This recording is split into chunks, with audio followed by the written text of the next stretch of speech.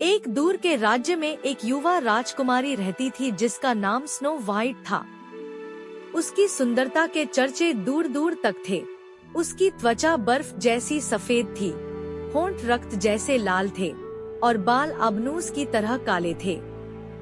लेकिन उसकी सुंदरता के बावजूद उसका जीवन सुखी नहीं था, क्योंकि उसकी माँ उसके बचपन में ही मर गई थी और उसके पिता राजा ने एक घमंडी और निर्दयी महिला से दूसरी शादी कर ली थी जो उसकी सौतेली माँ बन गई। इस सौतेली माँ के पास एक जादुई आईना था जिससे वह हर दिन पूछती थी, आईने आईने ये तो बता, सबसे सुंदर कौन है भला। कई वर्षों तक आईना हमेशा जवाब देता था, महारानी आप सबसे सुंदर हैं। जिस पर रानी बहुत खुश होती थी क्योंकि उसे अपनी सुंदरता पर घमंड था।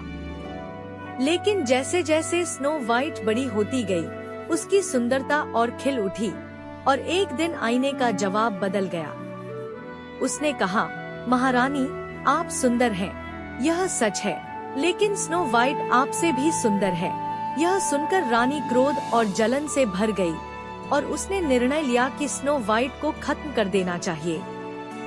उसने एक शिकारी को आदेश दिया कि वह स्नो वाइट को जंगल में ले जाकर मार डाले और उसका दिल सबूत के रूप में वापस लाए। शिकारी स्नो वाइट को गहरे जंगल में ले गया, लेकिन वह मासूम और सुंदर लड़की को मारने की हिम्मत नहीं जुटा सका। उसने स्नो वाइट को रानी की दुष्ट योजना के बारे में बताया और उसे भागने को कहा, जिस पर स्नो वाइट वहां से भाग जाती है। शिकारी ने एक जंगली जानवर को मार के उसका दिल रानी को सबूत के रूप में पेश किया, जिससे रानी को विश्वास हो गया कि स्नो वाइट मर चुकी है। वीरान जंगल में चलते चलते उसे एक छोटा लकड़ी का घर दिखता है। वह उस घर के पास जाती है और दरवाजे पर खटखटाती है, पर कोई आवाज न आने पर वो अंदर चली जाती है। अंदर जाते ही उसे बड़ी हैरानी होती है क्योंकि उस जगह की हर चीज आकार में छोटी थी। स्नो वाइट काफी थकी थी और उसे नींद भी आ रही थी, सो वो वहीं बिस्तर पे सो जाती है। यह घर 7 बौनों का था जो लकड़ियां काटने का काम किया करते थे।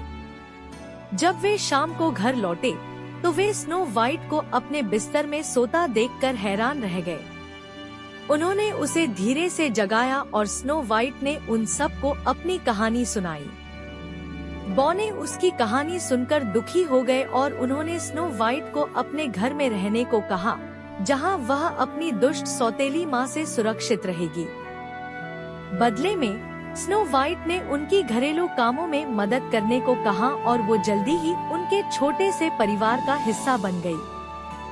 एक दिन स्नो वाइट बाजार जाती है, जहां उसकी मुलाकात दूसरे राज्य के राजकुमार से होती है।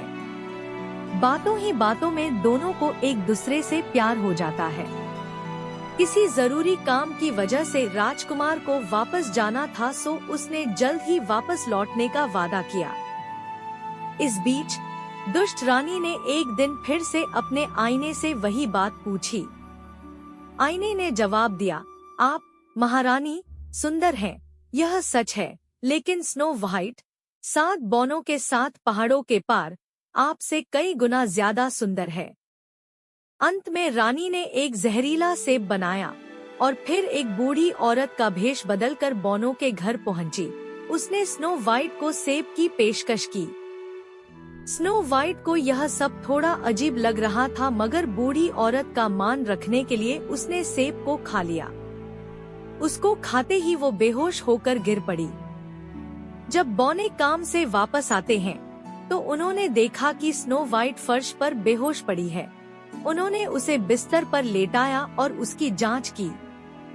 उन्हें पता चला कि स्नो वाइट ने जहरीला सेब खाया है। उन्होंने उसे झट से जादुई काढ़ा पिलाया, जिससे जहर का असर तो कम हो गया, पर वो अभी भी बेहोश थी।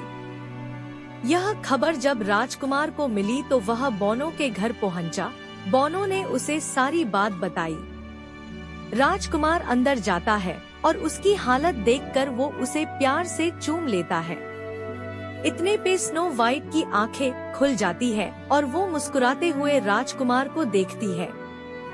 अब स्नो वाइट बिल्कुल ठीक थी, जिसे देखकर बौने भी बहुत खुश होते हैं। फिर राजकुमार स्नो वाइट को शादी का प्रस्ताव रखता है, जिसे वह खुशी खुशी कबूल कर लेती है। दुष्ट रानी ने जब स्नो वाइट के जिंदा होने और उसकी शादी की खबर सुनी तो गुस्से से इतना भर गई कि वह अपने ही गुस्से से मर गई। फिर राजकुमार स्नो वाइट को महल ले जाता है। स्नो वाइट और उसका राजकुमार एक शानदार शादी करते हैं, जिसमें बौने और पूरे राज्य के लोग शामिल हुए। उन्होंने दयालुता और न्याय के साथ शासन किया और उनका प्रेम सभी के लिए खुशी का कारण बना।